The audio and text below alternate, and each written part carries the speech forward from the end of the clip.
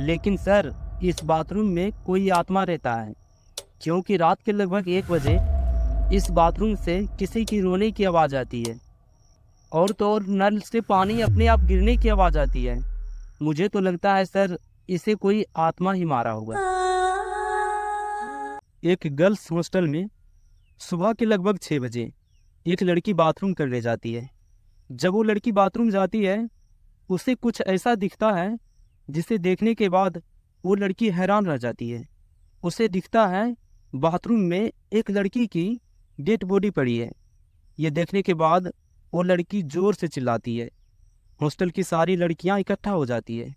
उनमें से एक लड़की कहती है, अरे ये तो स्वीटी है, 1 हफ्ते पहले ही नाम लिखवाई थी, बेचारी को किसने मार दिया।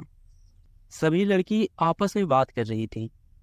उनमें से एक लड़की कहती है, इस बाथरूम में कोई आत्मा रहती है, क्योंकि रात के लगभग 1 बजे इस बाथरूम से किसी की रोने की आवाज़ आती है और दरवाजे भी खुलने की आवाज़ आती है। हो सकता है इसे कोई आत्मा ही मारा होगा। उन्हीं में से एक लड़की कहती है, हाँ हो भी सकता है, मैंने भी सुनी थी इस बाथरूम से किसी की रोने की आवाज़। मुझे भी लगता है इसे कोई आत्मा ही मारा होगा। ये बोलकर सारी लड़कियां आपस में बात कर रही थी। फिर वहाँ की वार्डन वहाँ पे पहुँचती है और सारी लड़कियां से पूछती है, कोई नहीं देखी थी इसे रूम से निकलते वक्त। उनमें से एक लड़की कहती है, यस मैम, मैंने देखी थी। रात के लगभग 11 बजे स्वीटी अपने रूम से बाथरूम की ओर जा रही थी। फिर मुझे पता नहीं इसके साथ क्या हुआ था, क्योंकि मेरी नींद लग गई थी, इसीलिए मैं सो गई थी। फिर वहाँ की वार्डन पुलिस को सूचना देती है। 6 बजे के आसपास पुलिस वहाँ पे पहुँच जाते हैं। जब वहाँ पे पुलिस पहुँचते हैं तो बाथरूम को सील कर देता है और बॉडी को पोस्टमार्टम के लिए भेज दिया जाता है। पुलिस वार्डन से पूछताछ करता है। वार्डन बताती है कि इस लड़की का नाम स्वीटी है, 1 हफ्ते पहले ही नाम लिखवाई थी। पता नहीं सर इसे कौन मार दिया। नेहा ने स्वीटी को रूम से निकलते वक्त देखी थी। फिर पुलिस नेहा को बुलाती है, बेटा इधर आओ। नेहा से पूछती है, बेटा तुमने इसे कब रूम से निकलते वक्त देखा। नेहा बोलती है, सर रात के लगभग 11 बजे मैंने स्वीटी को अपने रूम से निकलते देखा। फिर पता नहीं सर इसके साथ क्या हुआ, क्योंकि मेरी नींद लग गई थी और मैं सो गई थी।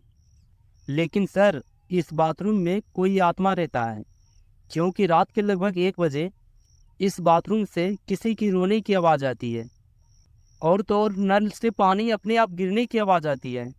मुझे तो लगता है सर इसे कोई आत्मा ही मारा होगा।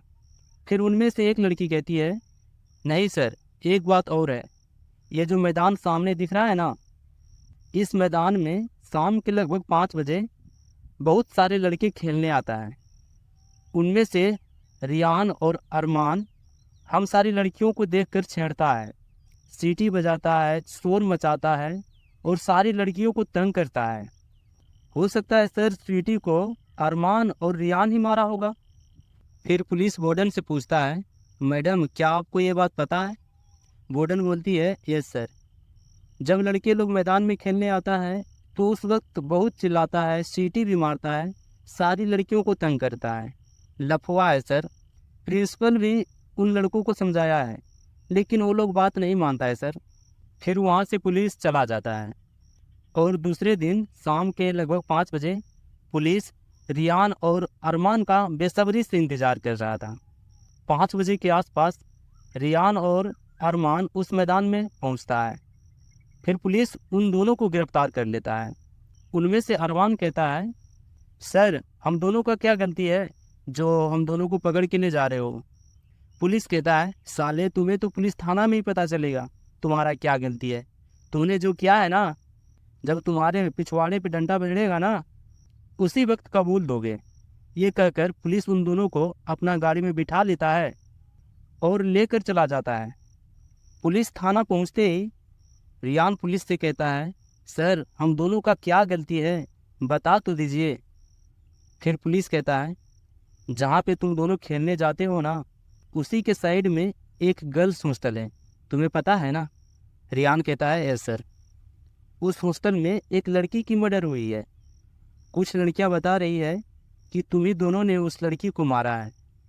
फिर अरमान और रियान कहता है, नहीं सर, मैं ये नहीं कर सकता हूँ, मैंने नहीं मारा है।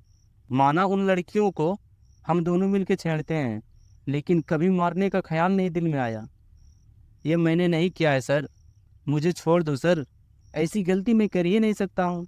तभी पीछे से दूसरे पुलिस आता है और कहता है, सर लड़की की पोस्टमार्टम रिपोर्ट आ चुका है। जब पुलिस पोस्टमार्टम रिपोर्ट पढ़ता है, उसमें लिखा था उस लड़की की मौत हार्ट अटैक से हुआ है। उस लड़की ने उस रात कोई भयंकर सी चीज़ देख ली थी और उसके दिल में एक डर पैदा हो गया। उसी डर ने उस लड़की की जान ले ली। तो उसी वक्त ये समस्या सॉल्व हो जाता है और अरमान और रियान को छोड़ देता है, क्योंकि दोनों निर्दोष था।